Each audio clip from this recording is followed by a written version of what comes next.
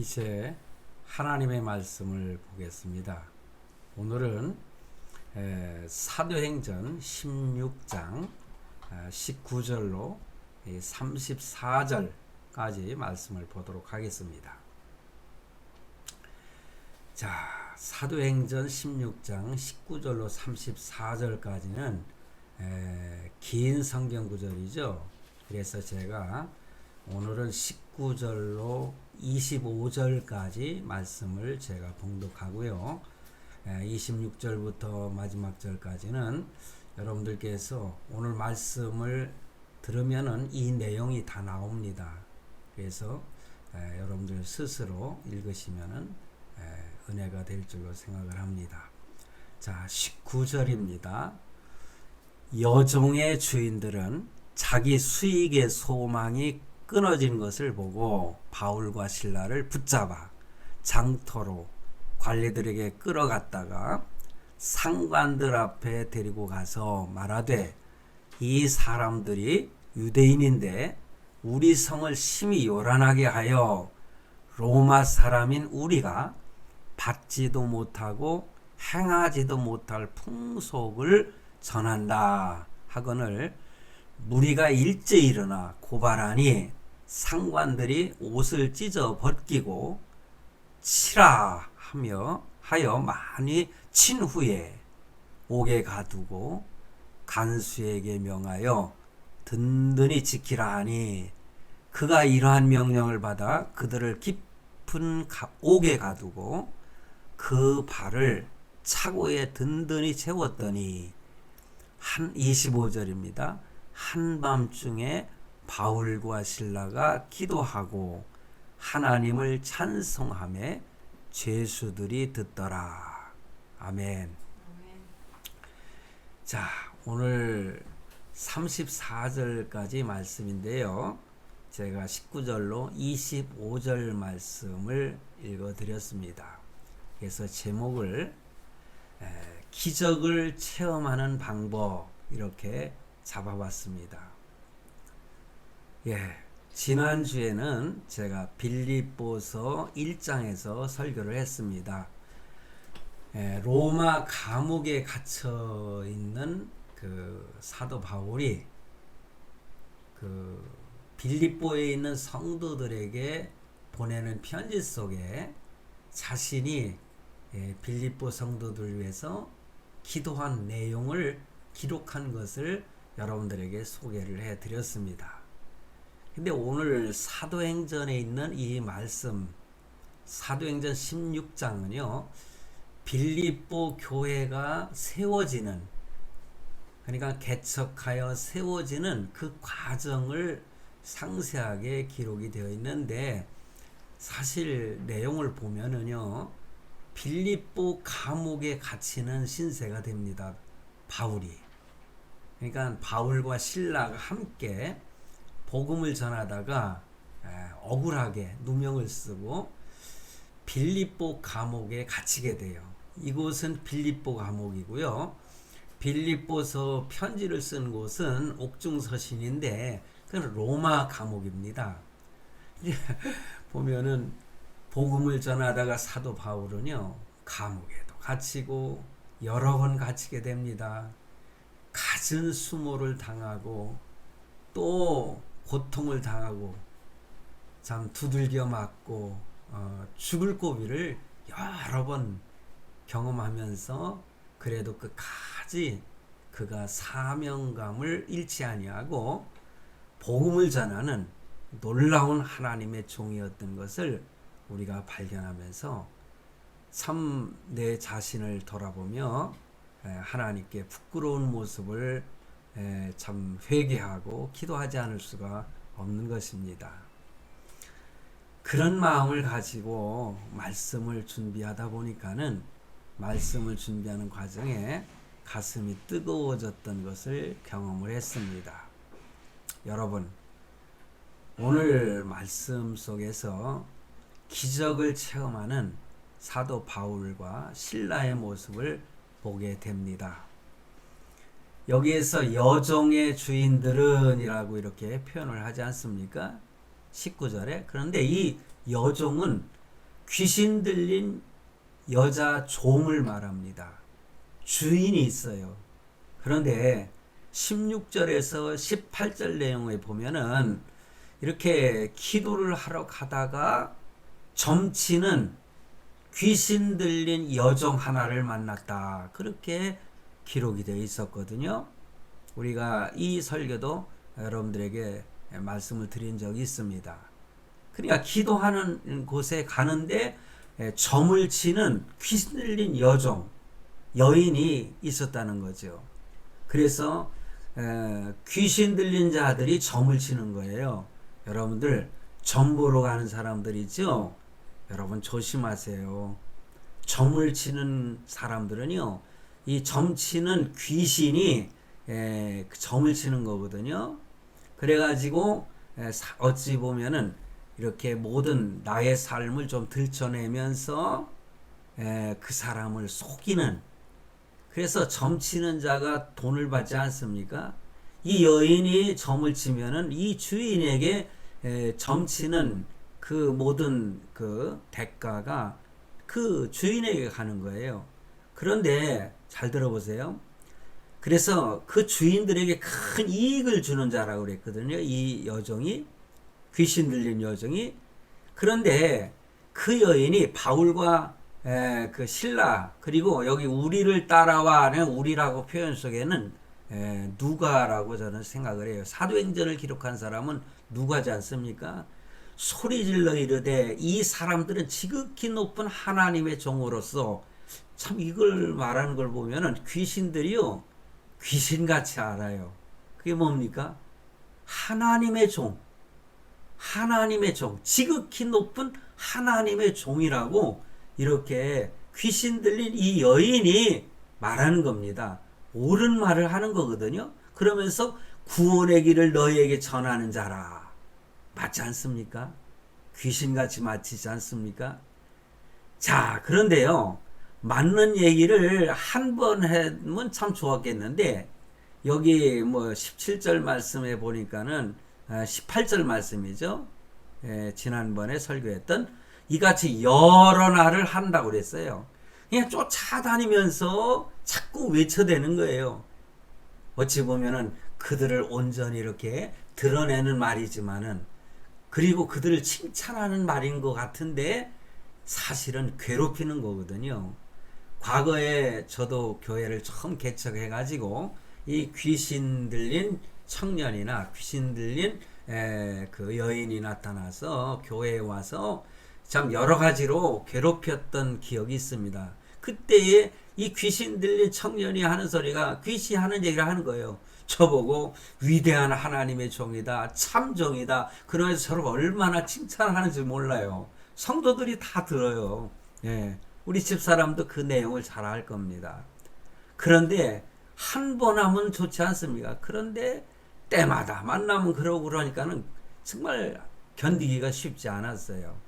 그때에 제가 그 여인에게 머리에 청년에게 또 손을 얹고 기도해서 그 귀신을 쫓아내는 그러한 역사를 경험했던 경험이 지금도 생각이 납니다. 그런데 그런 내용이 여기 나오는 거예요. 여러 날을 바울을 쫓아다니면서, 그러니까는 바울이 심히 괴로워하여 돌이켜 그 귀신에게 이르되 예수 그리스도의 이름으로 내가 내게 명하노니, 이렇게 명령을 내리는 거예요. 그에게서 나오라. 아니 귀신이 즉시 나오니라. 여러분, 사도 바울이 이러한 역사를 행하는 거 복음서에 보면은 예수님에게 쫓겨나는 그 귀신들의 모습을 우리가 연상하게 되지 않습니까? 귀신은요, 사실은 우리를 도우는 것처럼 나의 앞일을 잘 이렇게 미리 예언해 주고 하는 것처럼 도움을 주는 것 같지만은, 사실은 우리를 괴롭히는 일이고 우리를 잘못된 길로 이끌고 가고자 하는 사단의 괴괴라고 하는 거, 이거 결코 잊어서는 안 안 되는 것입니다. 그러므로 뭐 점치러가 한번 이렇게 나 뭐 한번 해보면 어때까지 그 재미로 하는 건데 여러분 한 번 재미로 했다가요 그것이 딱 맞아 떨어지잖아요. 그러면 오 귀신도 점치는 사람들도 너무나 잘하네. 그러면서 한 번 가다가 두 번 가게 되고 두 번 가면 세 번 가게 되고 이러다가 나중에 하나님의 믿음이 흔들리게 되고 엉뚱한 사단에게 꿰어서 정말 큰 고통과 어려움을 경험하게 된다는 거 결코 잊어서는 안 됩니다. 어찌 보면 놀라운 기적이죠. 그런데 사단도 이러한 기적을 때로는 행하게 되는 것입니다. 그러나 여러분 속지 마시기를 바랍니다. 그래서 이 여종의 주인들은 자기의 수익의 소망이 끊어진 것을 알고 바울과 실라를 붙잡아 가지고 고소하게 되지 않습니까? 그들이 그래가지고 빌립보 감옥에 갇히는 신세가 되는 내용이 오늘 본문 내용 가운데서 잘 나타나 있습니다. 그러면서 빌립보 감옥에서 일어난 사건들을 통해서 오늘 여러분들에게 정말 기적을 체험할 수 있는 방법이 무엇인가 이것을 한번 발견해 보고 여러분들에게 소개를 해서 저와 여러분도 같은 기적을 체험할 수 있는 그러한 성도가 되기를 간절히 바랍니다. 참 이렇게 빌립보에서 교회가 세워지는 과정 속에 일어났던 사건이라는 거 이거 분명히 우리는 알아야 돼요. 그래서 지난 주일날 설교와 이렇게 어떻게 보면 연결이 되고 있지 않습니까? 빌립보서를 제가 설교하면서 또 사도행전을 이렇게 계속해서 강해 설교를 하고 있는데 이렇게 딱 맞아 떨어지고 있어요. 그래서 지난 주일에 사도 바울이 목회자가 기도하는 내용이 얼마나 중요한 것인가. 그 빌립보 교회 성도들을 위해서 도구하는 나를 위해서 기도하지 아니하고 성도들을 위해서 기도하는 자기 자신을 위해서 기도하기보다는 일반 성도들을 위해서 7, 8% 이상 그러니까는 그 10 중에 8분은 이렇게 성도들을 위해서 기도하는 그 모습. 그러므로 목회자의 기도가 얼마나 중요한가. 그 목회자의 기도가 성취됨으로 성도들이 하나님의 복을 받는 그런 내용의 말씀을 드렸는데 오늘 말씀 중에서는요 빌립보 감옥에서 일어났던 사건 사실 그 속에서도 바울과 실라는요 하나님께 기도하고 찬미했다 찬양했다 그런 내용이 나오지 않습니까? 그래서 오늘은 기적이 무엇인가 이것을 말씀을 드리고 싶은 것입니다. 여러분 성경학자 중에 C.S. 루이스라고 하는 성경학자가 있습니다. 그 루이스가 기적에 대해서 이렇게 말을 했습니다. 초자연적인 능력이 자연의 질서에 개입하는 사건 이것이 바로 기적이다. 맞습니다. 초자연적인 능력이 나타나는데 그 능력이 자연의 질서에 개입하여 나타나는 사건 이것이 기적이라는 거죠. 사람이 할 수 있는 방법을 다 동원을 해도 할 수 없는 것이 어느 한순간에 무언가 이렇게 나타나고 그것이 성취가 되고 일어나는 사건 이것이 바로 기적입니다. 늘상 일어나는 일이라면은 그거는 기적이라고 할 수 없지 않습니까? 기적은 흔하게 일어나지 않기 때문에 바로 기적이라고 하는 것입니다. 초자연적인 능력이 자연 질서에 개입하는 거예요. 이것이 기적이에요. 말씀드렸지만은 자주 일어난다면 그것은 기적이 아니라는 것이죠. 그런데 오늘 본문에 보면은 놀라운 사건이 일어났습니다. 제가 조금 언급을 했지 않습니까? 바울과 실라가 전도하다가 붙잡혔어요. 그래가지고 억울하게 누명을 쓰고 빌립보 감옥에 갇히게 되었습니다. 그날 밤에 한밤중에 갑자기 옥토가 움직였어요. 옥토, 오토, 땅을 말하죠. 이것은 지진을 말하고 있는 것으로 저는 생각을 해요. 우르르 하면서 옥토가 움직이는 거예요. 막 움직이지 않습니까? 지진이 일어나면은. 그러니까는 옥문이 다 열렸다고 그랬어요. 옥문이 열리고 그 다음에는 죄수들이 이렇게 손과 발에 쇠사슬로 착고라고 그랬지 않습니까? 착고에 이렇게 매여 있는 거죠. 그런데 이것이 저절로 다 벗어졌다는 거예요. 놀라운 사건 아닙니까? 이거는 저절로 일어날 수 없는 사건이잖아요. 그냥 기진이 갑자기 일어나고 막 옥문이 열리고 그 옥토가 막 흔들리니까. 그리고 참 이 착고가 다 이렇게 풀려버리고만은 죄수들이 자유함을 이렇게 누리게 되는 거 아닙니까? 이러한 사건이 상상할 수도 없는 사건이 바로 빌립보 감옥의 장소에서 일어나는 것입니다. 이거 기적 아닙니까? 그런데 우리가 잘 말씀을 묵상하다 보면은 이 기적은 저절로 일어난 사건은 아니라는 것이죠. 바울과 실라가 복음을 전하다가 억울하게 누명을 쓰고 많은 매를 맞았지 않습니까? 그냥 기진맥진해가지고 감옥에 갇히게 되었습니다. 여러분, 어찌 보면 피투성이가 돼가지고 정말 몸도 잘 가눌 수 없는 그런 상태가 되어서 감옥으로 끌려와가지고 감옥에 갇히게 된 겁니다. 복음을 전하다가요. 그런데요, 이 전도자들이요, 사도 바울과 실라. 그런데 그러한 상황 속에서 두 사도는 사도 바울과 그 함께 전도했던 실라는 하나님께 기도하고 찬양을 하고 있습니다. 여러분, 물리적인 사건들이 참 이렇게 일어나는 일들도 놀라운 기적이 아닙니까? 그러나 저는 여러분들에게 이것을 소개하고 싶은 거예요. 뭐냐? 여기 찬양과 기도, 사도 바울과 실라가 두들겨 맞고 억울하게 감옥에 끌려와서 그냥 쭉 쳐져 있는 그 모습을 여러분 상상을 해 보십시오.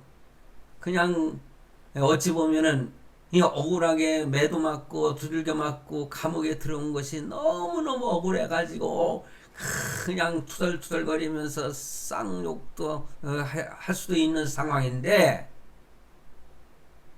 사도 바울과 실라는요, 하나님께 기도하고 그리고 찬양까지 했다는 거예요. 저는 이것이 기적이라고 저는 생각을 해요. 여러분, 예수 그리스도를 전하다가 참 피 흘려 죽은 선교사들이 얼마나 많습니까? 여러분, 혹시 우리 기독교 역사 속에, 그러니까는 천주교도 처음에 예수 그리스도를 전하는 기독교지 않습니까? 그런데 이제 그들은 좀 우리 일반 프로테스탄트하고 좀 교리가 다르기 때문에 여러분들에게 별로 소개를 하지 않지만은, 여러분, 한강변에 있는 절두산이라고 하는 거 여러분 아십니까? 절두산. 그러니까 천주교의 신도들이 야수교를 전한다 해가지고 목이 잘려 죽은 장소가 절두산이에요. 수많은 천주교인들이 목이 똑똑 잘라져 가지고 죽은 장소가 절두산이라는 거죠. 예, 천주교의 성지지만은요, 여러분도 혹시 이곳에 한번 가보시면은, 여러 가지 느낌을 갖게 될 수 있습니다. 그런데, 보세요.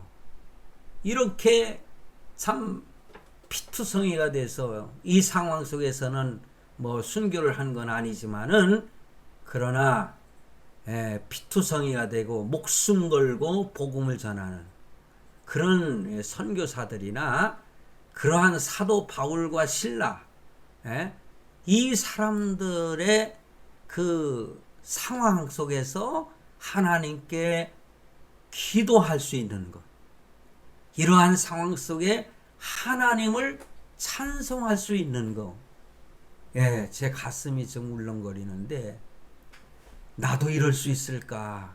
막 이런 생각이 들어요. 그러니까 옥토가 움직이죠. 지진이 일어나는 것이죠. 그래서 이러한 사건이 벌어지는 거, 하나님께 기도하면은 놀라운 이런 물리적인 그러한 기적들도 많이 일어나지 않습니까? 성경에 보면은 여러 가지 기적을 체험한 하나님의 종들이 있는데, 여호수아의 기도는 하늘의 태양을 멈추게 하는 그러한 기적을 하나님이 보여주셨고, 엘리야는요, 하나님께 기도할 때에 그 유대 땅에 비가 3년 6개월 동안 내리지 않고, 다시 하나님께 기도할 때에 참 3년 6개월 동안 오지 않던 비가 내리는 놀라운 기적이 일어나지 않습니까? 성도 여러분, 여호수아와 엘리야가 기도할 때 이런 기적을 체험할 수 있었다면은, 사도 바울과 실라가 하나님께 기도할 때에 옥토가 움직이고 그 옥문이 열리고 그러면서 참 많은 사람들이 차고 있던 그러한 쇠사슬이 그냥 풀려버리는 이러한 기적을 체험했다면, 오늘 저와 여러분도 하나님께 기도하고 찬양할 때에 이러한 놀라운 기적을 체험할 수 있다는 믿음을 가지고 기도하시면 기적을 체험할 줄로 믿습니다. 그래서 오늘은요, 제가 이 말씀의 초점을 일반적인 기적에 맞추지 않고, 왜 하나님은 이와 같은 기적을 행하지 않으시면 안 되었는가, 여기에 저는 오늘 초점을 맞추고 두 가지의 말씀을 드리고자 합니다. 바로 오늘 드리고자 하는 이 기적은요, 이 감옥에서 지진이 일어난 이 기적보다 더 위대한 기적이라고 저는 생각을 합니다. 그게 무엇일까요? 살펴보겠습니다. 첫째는요, 좀 전에 말씀드렸죠. 바울과 실라의 기도와 찬미는 바로 기적이라고 하는 거죠. 바울과 실라는 죽도록 매를 맞고 옥에 갇히게 되었습니다. 너무 억울한 일을 당한 것이죠. 귀신 들려 고생하는 한 여종을 고쳐주었는데, 제가 성경을 봉독하기 전에 말씀을 드렸잖아요. 그 주인들이 이 귀신 들린 여종을 이용해서 돈을 벌었고 이제 돈줄이 끊어졌잖아요. 그 여인은 귀신에게 매여 있던 여인이잖아요. 그 여인을 귀신으로부터 풀어주는 놀라운 일을 했지 않습니까? 그런데 좋은 일을 했는데 뺨을 맞는 것이죠.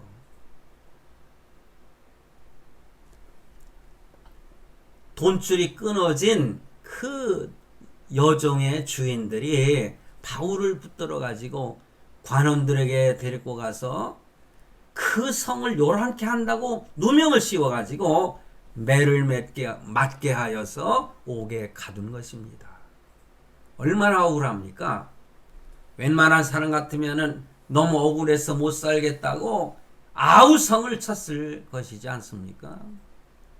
그런데 바울과 실라는 이러한 억울하고 기가 막힌 고난 속에서도 상황을 비관하거나 자기를 가둔 자들을 저주하지 아니하고 오히려 하나님을 찬송하고 하나님께 기도했습니다.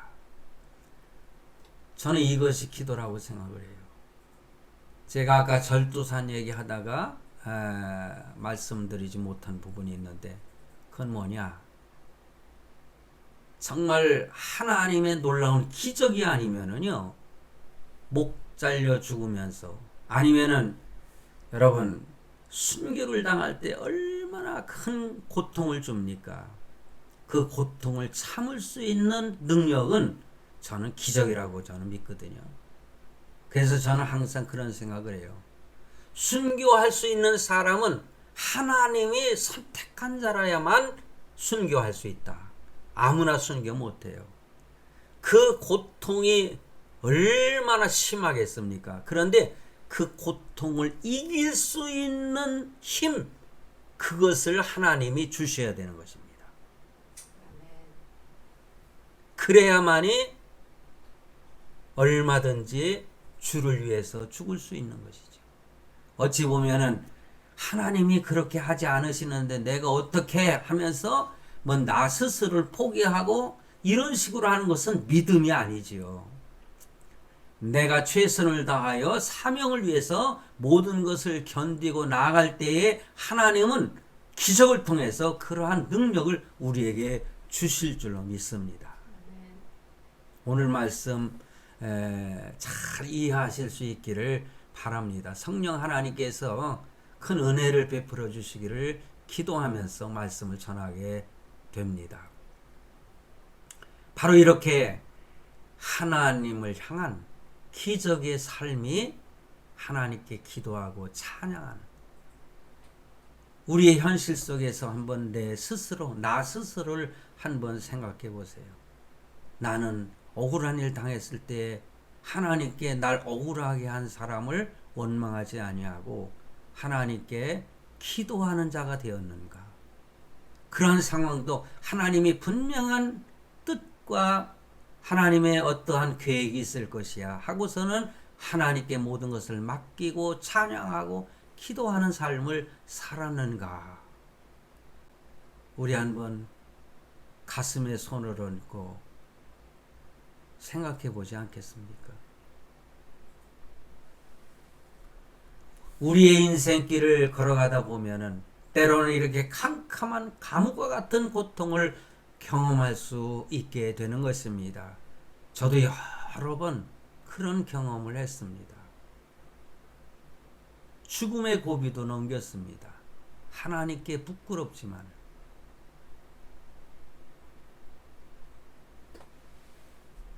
언젠가 말씀을 드렸듯이 제가 봉고를 끌고 가다가 춘천 그 언덕 위에서 굴러 떨어졌는데 이 차는 그냥 처참하게 우그러져 가지고 나중에 폐차를 했는데 그 상황 속에서 하나님은 저를 큰 상처 하나 없이 저를 살려주셨어요.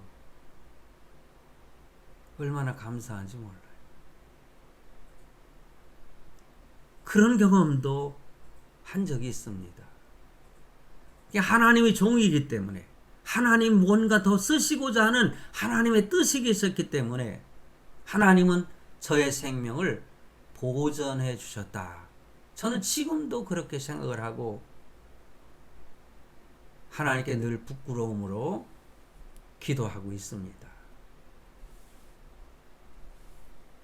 사방이 어두움으로 몰려오고 고독함과 불안과 공포의 바람이 거세게 불어올 때에 그러한 현실 속에서 하나님을 향해서 기도하고 찬양할 수 있는 저와 여러분이 되시기를 바랍니다.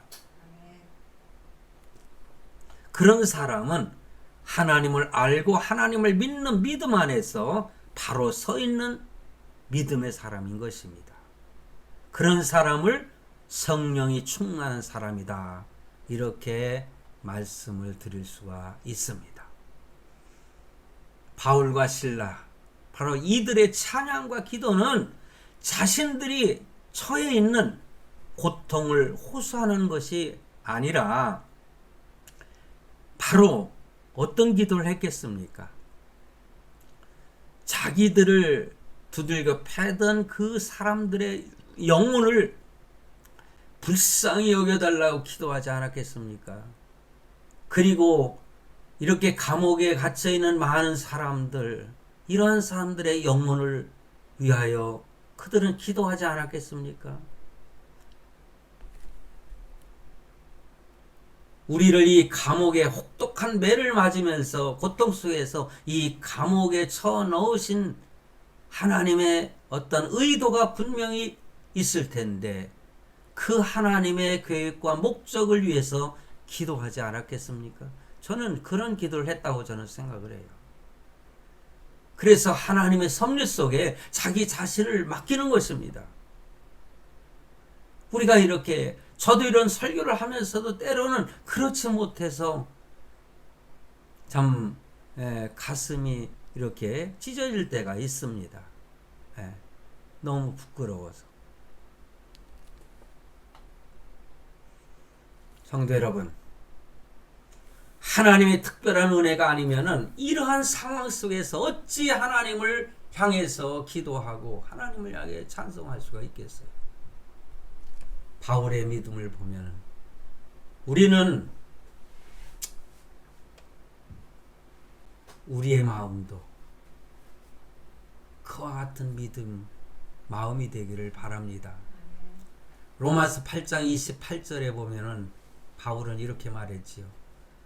하나님을 사랑하는 자 곧 그 뜻대로 부르심을 입은 자들에게는 모든 것이 합력하여 선을 이루느니라. 그래요. 하나님의 섭리는 때로는 나를 가난하게도 하시고 부하게도 하시고 우리를 높이기도 하시고 낮추기도 하시고 어려움 속에 빠지게도 하시고 나를 그것에서 구원해 주시기도 하고 이것이 하나님의 뜻과 섭리인 것입니다. 거기에 나를 맡길 수 있는 그러한 성도가 돼야 되지 않겠습니까? 바울과 실라가 고통과 역경 속에서도 기도와 찬미를 들을 수 있었던 이 기적의 비밀은 하나님의 주권과 섭리에 대한 절대적인 신뢰 그리고 믿음이 있었기 때문인 것입니다. 그래서 오늘 제목이 뭡니까? 기적을 체험할 수 있는 방법이라고 했잖아요. 그 방법은 바로 이것인 것입니다. 하나님의 주권과 섭리에 대한 절대적인 믿음, 신뢰 이것이 그러면서 하나님께 기도하고 찬양하는 것. 기적 속에 기적이 일어나는 체험을 하게 되는 것입니다. 기도는 능력이 있습니다. 찬미는 영혼을 살리는 놀라운 힘이 있는 것입니다. 하나님은 기도와 찬미 속에 함께 하시며 능력으로 역사를 하셨습니다. 저도 아까 말씀을 드린 것처럼 저도 하나님께서 저에게 은혜를 베푸셔서 병든 자를 위해서 기도할 때에 고침받는 역사가 나타나는 경험을 저는 여러 번 했어요. 전 지금도 아픈 사람이 있으면 그 사람에게 머리에 손을 얹고 아니면 아픈 곳에 손을 얹고 저는 하나님께 기도합니다. 왜냐하면 과거에 역사하셨던 하나님께서 지금도 저의 손길을 통해서 역사하시고 또 이후에도 하나님은 역사하실 것을 저는 믿기 때문에 때로는 하나님께 제 자신을 위해서도 기도를 하거든요. 사도 바울도 자기 자신을 위해서 기도했지 않습니까? 할 수만 있으면 나의 이 질병을 고쳐달라고 3번씩이나 기도했다고 그랬잖아요. 저도 저를 위해서 기도를 하는데 하나님께서 뜻이 계셔서 고쳐주시면 감사, 고쳐주지 않아도 감사. 우리는 늘 하나님의 뜻에 맡기고 하나님이 역사하시는 대로 감사하는 그런 믿음의 성도가 되어야 되는 것입니다. 하나님이 필요하시면은 치유해 주실 것이고 믿습니까? 예, 저는 지난 주간에 병원에 가서 그 악성은 아니지만은 뭐 선종이라고 하는 것을 위해서 이 잘라내는 시술을 받았습니다. 그래서 입원을 하루 하고 또 그러면서 그러는 동안에 퇴원하고 이렇게 뭐 죽막 먹으라고 하는데 조금씩 나아지니까 죽 먹다 오늘 아침에는 제가 밥을 먹었는데 그렇습니다. 그런 가운데서도 저는 자신을 위해서 기도하는 거예요. 의사의 손길을 통해서 하나님은 역사하시고 주님 오시는 그날까지 건강한 모습으로 갈 수 있도록 또 다른 사람에게 이런 짐이 되지 않도록 때로는 부모들이 그렇지 않습니까? 자식들에게 짐이 되고 싶지 않은 거예요. 또 아내에게 짐이 되고 싶지 않은 거죠. 그래서 하나님께 기도하는 것입니다. 그런데 어떤 내 질고를 통해서요, 때로는 자녀들도 긴장하게 되고, 제가 이렇게 뭐 좀 몸이 아프다 보니까는 우리 애들이 굉장히 긴장을 하는 것 같더라고요. 멀리 있는 딸이나 아들도 그냥 전화해가지고, 아빠 뭐 먹으면 안 된다, 뭐 조심해야 된다. 옆에 있는 아들 놈은 너무나 그냥 그 제가 하고 싶은 걸 못하게 하는 거예요. 왜냐? 먹으면 안 되고 하니까는 먹지 말라고 하고, 그게 이제 부모를 사랑하는 자식의 사랑이라고 저는 믿고 있습니다. 이렇게 때로는 뭐 질고를 통해서 하나님은 뭔가 또 교훈을 주시기 위해서도 하나님은 역사하시는 거 아니겠습니까? 성도 여러분, 이러한 상황 속에서도 하나님을 향해서 기도하고 찬미할 수 있는 그런 기적을 체험하시기를 바랍니다. 두 번째는 뭐냐? 마지막입니다. 빌립보 감옥의 간수 그리고 그 가족 모두 구원받는 기적이 나타났습니다. 할렐루야. 이게 기적인 것입니다. 이 세상에서 가장 큰 기적이 뭡니까? 생명이 살아나는 것이 기적이잖아요. 죽은 영혼이 구원받아 천국 가는 거, 이것이 가장 놀라운 기적의 사건인 것입니다.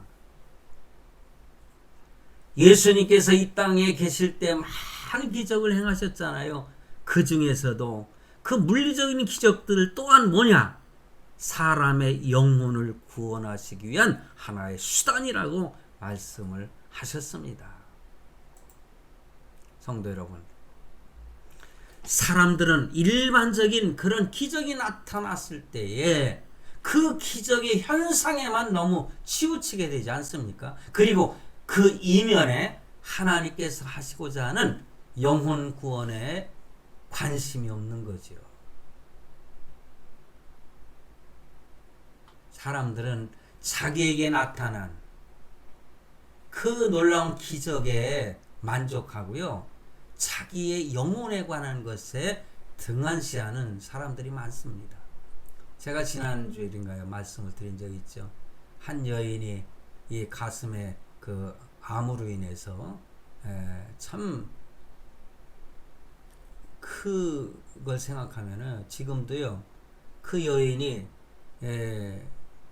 저의 손을 거기다 갖다 대면서 기도하라고 하는데 딱딱하게 굳어 있었어요. 그런데 그걸 다 잘라냈는데, 그래서 회복되어서 참 하나님께 감사했는데, 그 여인이 이제는 그 치유가 잘 될 것이다, 그렇게 스스로 믿고, 사실 그 여인이 그 수술할 때 수술할 돈이 없는데 자기 아버지에게 연락을 해달라는 거예요. 왜냐하면 아버지에게 수술할 돈을 보내달라고. 그래서 제가 그 아버지에게 전화를 했더니 그 아버지가요, 소를 팔아가지고 즉시 보내준 거예요. 딸 자식을 위해서. 시골에 가난하게 사는 부모가요.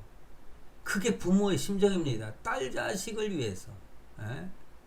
그래가지고 수술을 잘 받고 이제는 퇴원해가지고 이제 잘 이제 뭐 병원에 이제 아주 안 갈 수도 없지 않습니까? 이제 외래로 나가서 치료를 받게 되는데 이제는 됐다 생각이 드는지 자기의 영혼 문제에 대해서 등한히 하고 저보고 그랬다고 제가 말씀드렸죠. 이제 교회 안 가요. 너무 가슴이 아프더라고요. 제가 그 여인에 대해서 몇 개월 지나서 제가 들은 바 있는데 하나님이 데려가셨더라고요. 사실 지난번에는 이 얘기는 하고 싶지 않았는데 꼭 그러는 사람들이 혹시 있으면 저주하는 표현 같아가지고 제가 그런 표현을 잘 안 합니다. 그러나 이 말을 드리고 싶은 거예요. 육신의 질병보다 더 중요한 것은 우리의 영혼이 구원받는 일입니다. 그래서 물리적으로 나타난 그 사건에 너무 치우쳐서 영혼 구원에 등한히 하게 되면은 큰 손해를 보게 되는 것입니다. 본문 말씀을 자세히 보면은요, 옥토가 움직이고요, 옥문이 열리고 죄수들의 손에서 쇠사슬이 풀어진 것, 이것은 또 놀라운 목적이지만은 기적이고 목적이지만은 이 목적을 달성하고자 하는 하나님의 의도를 분명히 알아야 되는데 영혼을 구원하시고자 하는 하나님의 뜻인 것을 분명히 알아야 돼요. 그래서 25절 말씀에 보면은 밤중쯤 되어 바울과 실라가 기도하고 하나님을 찬미하며 죄수들이 듣더라 그랬어요. 죄수들이 듣고 있었어요. 그런데 여기에서 듣더라 하는 말씀은 뭐냐? 이 집중하여 듣는다는 표현입니다. 원어의 내용을 보면은. 그러니까는 그냥 그 기도하는 소리, 찬송하는 소리에 웬만하면은 시끄러우니까 하지 말라고 막 소리치는 사람도 있을 수 있는데 이상하게 거기서는 가만히 듣고 있는 거예요. 죄수들이. 참 호기심을 갖는 거죠. 아니 저렇게 죽도록 기들고 맞은 친구들이 감옥에 들어와서 그냥 축 처져서 얼마 있으면 혹시 죽을지도 모르는 저 사람들이 아니 무슨 소리를 지르면서 찬송하고 기도하네. 그러니까 호기심이 생겨서 이 기도를 듣고 있었고 찬양을 듣고 있었던 거예요. 집중하여 듣더라 그겁니다.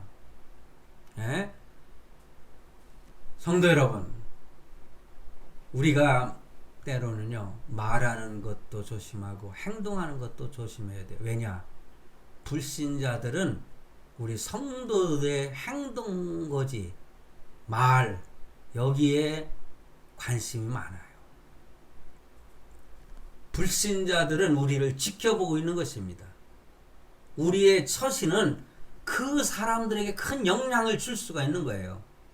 그래서 이 사건을 통하여 간수가 예수 믿고 구원받는 기적이 나타났는데 바울과 실라의 그 행동거지와 그들이 하고 있는 그 모습을 보면서 감동을 받고 그러니까 들은 거 아니겠어요. 그리고 나서 기적이 나타나니까 거기에서 간수가 바울에게 찾아와 가지고 말하지 않습니까? 뭐라고 그랬어요? 30절에 보면은요, 선생들아, 내가 어찌하여 구원을 얻으리까? 어찌하여 구원을 얻을 수 있겠는가? 그러니까 바울이 외치는 겁니다. 주 예수를 믿어. 그리하면 너와 내 집이 구원을 얻으리라. 할렐루야. 하나님의 목적은, 하나님의 의도는, 하나님의 계획은 바로 여기 있었던 것입니다. 간수장이 구원받는 역사. 그래서 그 가족이 다 세례받고 구원받았지 않습니까? 그리고 함께 있었던 죄수들 중에 많은 사람들이 예수 믿고 구원받았을 것이다. 저는 그렇게 생각을 하고 그 사람들이 빌립보 교회에 참석하지 않았을까? 저는 참석했을 거라 생각해요. 오늘 우리의 외침이 있어야 합니다. 주 예수를 믿으라. 주 예수를 믿으라. 성도 여러분, 오늘 우리의 사명이 무엇입니까? 무엇을 위해서 살고 무엇을 위해서 죽어야 되느냐? 목적을 위하여 가는 것인데 그것은 사명이라고 저는 생각을 해요. 생명보다도 더 중요한 것이 사명 아닙니까?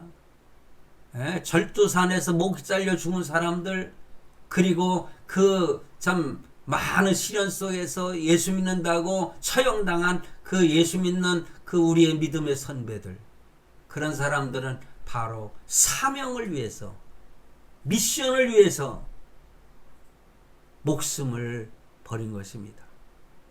하나님이 나에게 주신